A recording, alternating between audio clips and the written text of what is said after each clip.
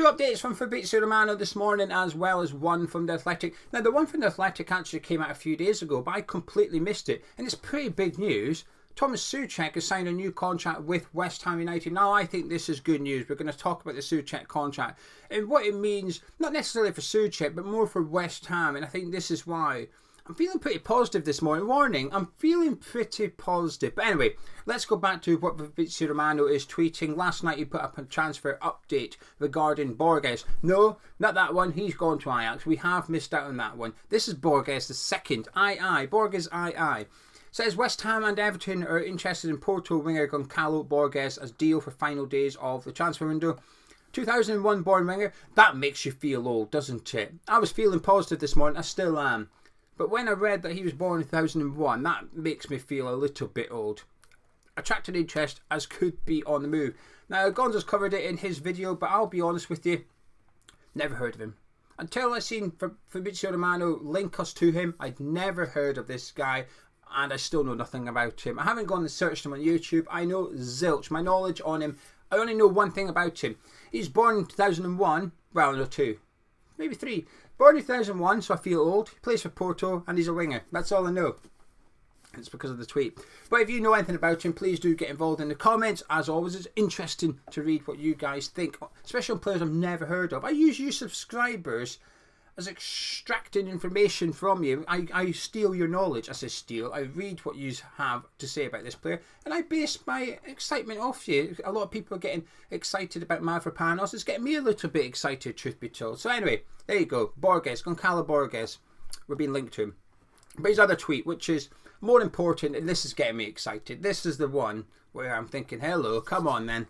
And that is, West Ham have scheduled a new round of talks for Mohammed Kudus deal. The agreement on personal terms is close as final points need to be discussed. Verbal negotiation ongoing with Ajax through intermediaries. No formal bid yet, but deal advancing. Yes, please. Now, to be honest with you, nothing's changed. Since I did that video last night to this video this morning, in regards to the information around Kudus, there's nothing that has happened, nothing's new. It's just an update from a really reliable journalist in Fabrizio Romano. Now, a lot of the talk is that Kudus wants a release clause in his contract, and that was part of the stumbling block with Brighton. I'm okay with it. The reason I didn't touch on it last night is because it doesn't really bother me. If it depends on how much it is. Obviously, we're going to buy him for 35 million. Want that release clause to be, I don't know, 70 million maybe. You want to secure him. You want to protect the club's interests here. You don't want to be giving him away. So, in regards to the release clause, I've got no issue with it, because Kudus is probably thinking, I'm good enough to play at a higher level than what West Ham are competing in. And I think he's correct. He has been, arguably. He's been playing Champions League football. He's been doing it playing Champions League football. So he knows he can compete at the highest level. He had a decent World Cup, in my opinion. He's had a decent Champions League campaign. So he knows he can do it on the biggest stages. We, West Ham, we are not in those competitions. But obviously, we're not in the World Cup, are we? Although we won it in 1966. But for him, Kudus might have ambitions to go play Champions League football. Got no issue with it at all. So if he wants a release clause, I completely get it. He might look at the Declan Rice deal and think, oh, West Ham played hardball there, actually. And West Ham did well negotiating that. But if a big club comes in for me, I want to be able to leave. So I don't mind it. As long as it's a big, hefty old price for West Ham and it's what we want in terms of the 70, 80 million pound mark, I'm okay with it. Because like I say, for him to get that move to a Man City, to a Man United, to a Liverpool, he's got to come to West Ham and perform really, really well. He's got to hit big heights in order to get that move, to get that club to pay that. And also these release clauses need to be paid up front. So if it's 80 million, you've got to give us 80 million cash there today. Thank you very much. Which is difficult. Not every club can afford it. So I'm okay. Release clause, I'm fine with that one. Now there's two things I love about this deal. First of all, there's the actual player. You know my thoughts on Kudus. Get him to West Ham immediately. I think he's a brilliant player. I think he will become a fantastic one as well. But the second one is Tim Steidten's involvement. Now this is really, really good for the club. Even if we don't end up signing Kudus for whatever reason, I still think Tim Steidten's involvement is a brilliant thing. He's in Amsterdam right now, leading negotiations. As I spoke about it last night, he's become the face of West Ham when it comes to transfer negotiations as well. And I think this is a really good thing. I think it's fantastic for the club long term. It's working short term. Edson Alvarez has spoken about it, about how Steidten was the one that sold him West Ham, and he had a big part of the reason as to why he decided to come and join us. And lastly, there's been a lot of rumours in the last few weeks coming out through various sources about squabbling, essentially, between David Moyes and Tim Steidten. Those rumours have disappeared in the last couple of weeks with the signing of Alvarez and Ward-Prowse. And I think this is good. That either suggests it's been resolved or perhaps it didn't exist. I think it's probably somewhere in the middle. I think there was probably disagreements, which is natural if you're going to have a transfer committee. They're not all going to agree. They're going to disagree. It probably happens at every single club. We just don't listen to how it gets on. We don't know how the Liverpool committee go about their transfers. But look at them. They're missing out on transfer targets at the minute. Maybe it's because of their transfer committee. We don't know. Because we're not Liverpool fans. We don't pay attention. We're not that heavily invested.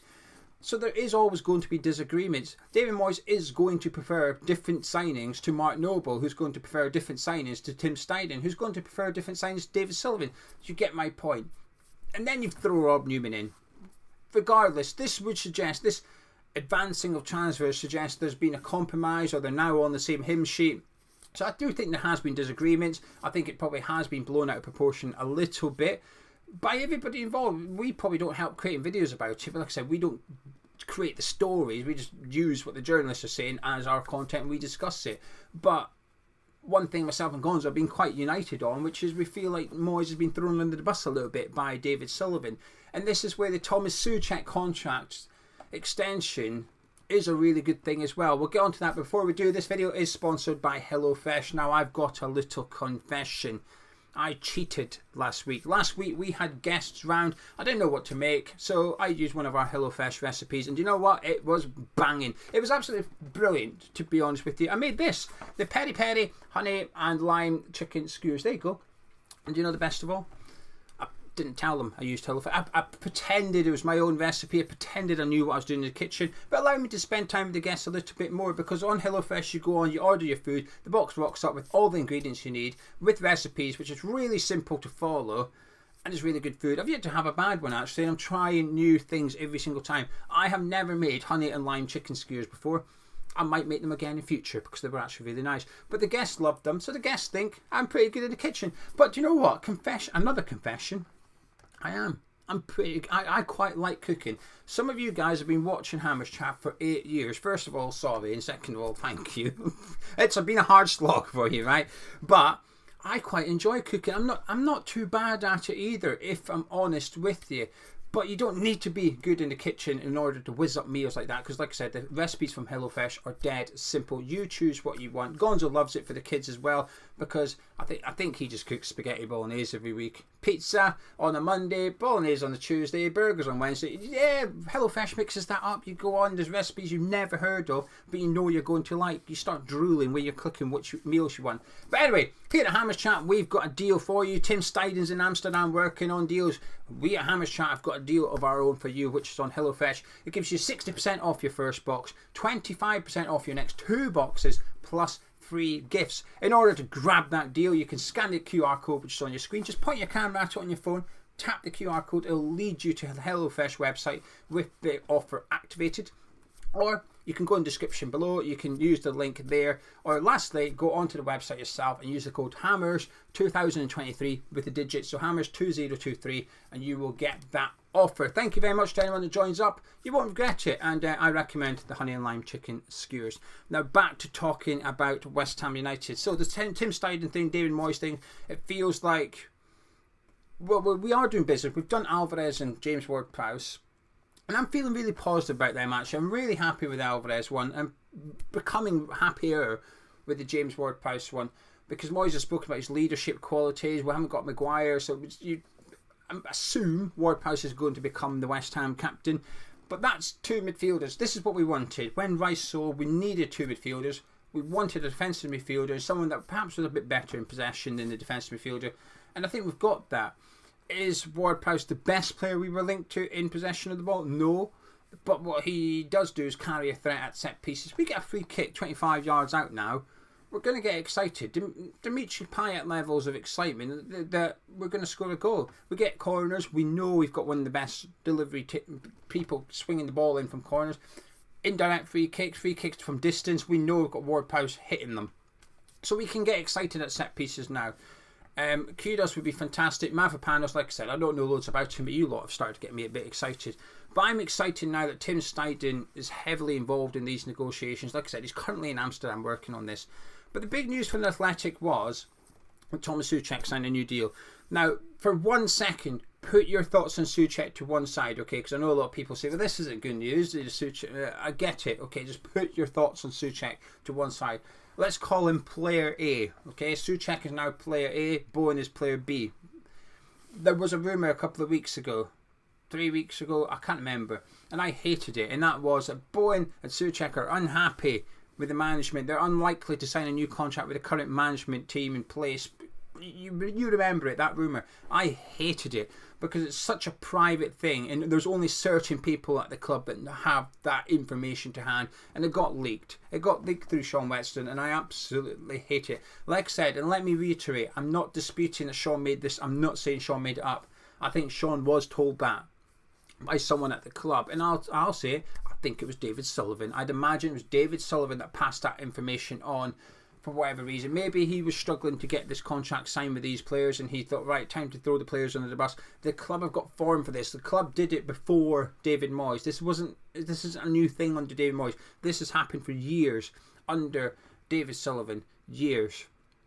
But when that story came out, I hated it. I thought it was the worst thing. There's been a lot of throwing Moyes under the bus over the summer transfer window, and I thought that was the worst one. I thought, hang on a minute, because like I said, the bickering was Tim Steidten. I get it probably did happen, but for Soucek to say that Soucek and Bowen won't sign new deals under the management team, blah blah blah. But anyway, Soucek signed. No, sorry, player A. So the rumour was player A and player B, because we're putting our feelings about these players to one side. Player A and player B would not sign a new deal because of David Moyes. Well, player A is just going to sign a 4-year contract with West Ham United. So this just goes back a month ago, whenever it was, and just goes to show that leak from the club, it was bollocks. It was bollocks, because it's been proven incorrect now. Player A has signed a new deal, and I think this is good news, because I feel calmer now about the situation at the club. And it's not like that. It depends on what you believe. This is what I say to people in the comments. People will say, well, but what about this, what about that? And I say, well, it depends what you believe. You believe what you want. I'm not saying you have to agree with me. I'm not telling you that at all. I'm telling you what I believe. You make up your own mind.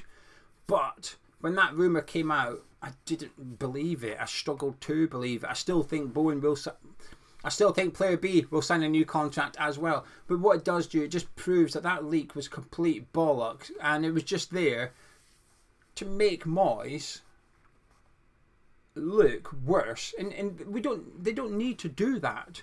His stock is high with a lot of fans. It's also not high with a lot of fans.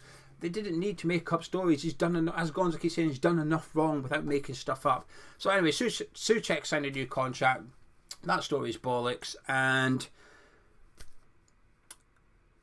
I'll be honest with you, I was hoping we'd sell him. I'm not going to change my opinion. He played well against Bournemouth, but I'm not going to change my mind about the long term of West Ham or Tomas Soucek because of one good performance against Bournemouth. I'm not going to sit here and pretend that I love Tomas Soucek. I think he's a good player, but I was hoping we'd cash in this summer, because I thought we'd maybe get 20 million for him. His contract was running out, so we needed to do something. We've given him a new deal. Does he deserve it? Yeah, I think he does, actually. I think he probably does deserve it. But like I said, there's a difference between what deserves to happen and what you want to see happen. In regards to Soucek, though, there is hope. There is more hope for him this season without the shackles of Declan Rice next to him. Now we've got Alvarez, Soucek next to him when Ward-Prowse is unavailable. Hopefully, we've seen him in Bournemouth getting in the box loads of times. Ward-Prowse whipping in set pieces. Soucek will score goals this season. With Ward-Prowse taking free kicks, Soucek will be scoring goals from free kicks and corners. And I'm confident about that, actually. I bet you he scores 5. Premier League only, not Europa League. 5 Premier League goals. I think Soucek will grab us 5 goals this season, which isn't as much as when he scored 10, I know, but it's still a lot for a sort of deep-lying centre midfielder. I think Ben Rama got 6, was it? I don't know. We didn't have many goal scorers. So I think Soucek will improve this season without Declan Rice next to him. He does deserve it. I'm surprised he's not had the captain's armband more in pre-season, because he's sort of the natural one there, because captains his country. He's got the most experience wearing a captain's armband. Moyes will be happy, but this is where I'm not too bothered about this signing of a deal.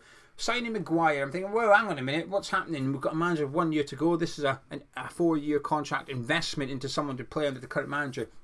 I don't see that with Soucek. I think you could sell him next summer if you wanted to and get your 20 million. So I think the club have probably done a wise thing, which is lock in the value, the transfer market value of Tomas Soucek. Keep him happy. Hopefully he's buzzing off the back of it. I've read the thing on The Athletic. He's saying nice things about his pre-season and how he's looking forward to this one.